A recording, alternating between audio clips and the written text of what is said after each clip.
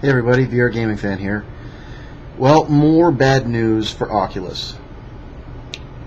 Since Oculus was purchased by Facebook, their business practices have greatly changed. And this is reflected in, as I mentioned in my last video, their terms of service, where they can sell all the data that's entered in by you and collected by the unit about you. And that anything you design on or for the Oculus Rift they can use in their marketing campaigns without your knowledge or consent. Well, it turns out also that you have to be logged into their service and connected to the internet at all times when using the Oculus Rift. So if you were looking to do some kind of a wireless setup where you had a laptop on your back or something along those lines, so that you could use it on location somewhere, you better have high-speed internet wherever it is you're going. Also, the camera that tracks the Oculus Rift is on all the time, and that data collected by the camera, even when you're not using the unit, is being sent to Facebook.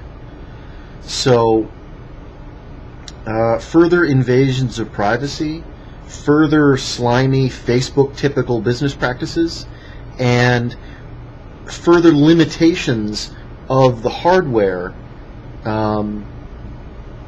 by requiring that you have a persistent internet connection at all times when you're using it. Plus, you have to be signed into their service, which begs the question, well, what happens if your user account, for whatever reason, gets banned?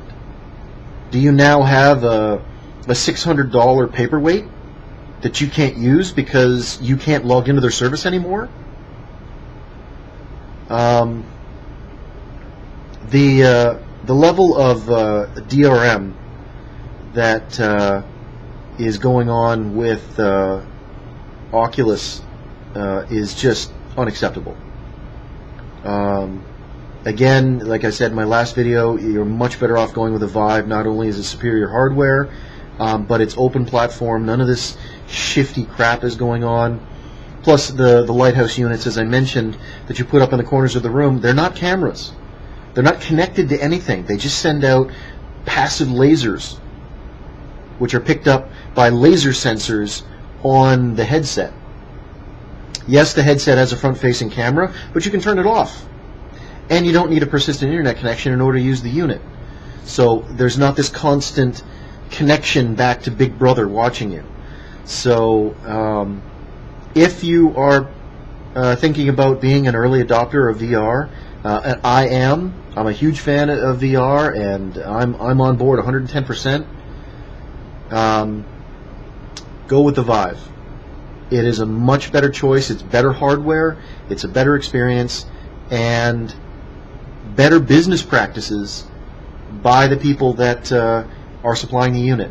And as I mentioned in my last video, when it comes to capitalism, you vote with your wallet. So let's cast our votes. Talk to you next time.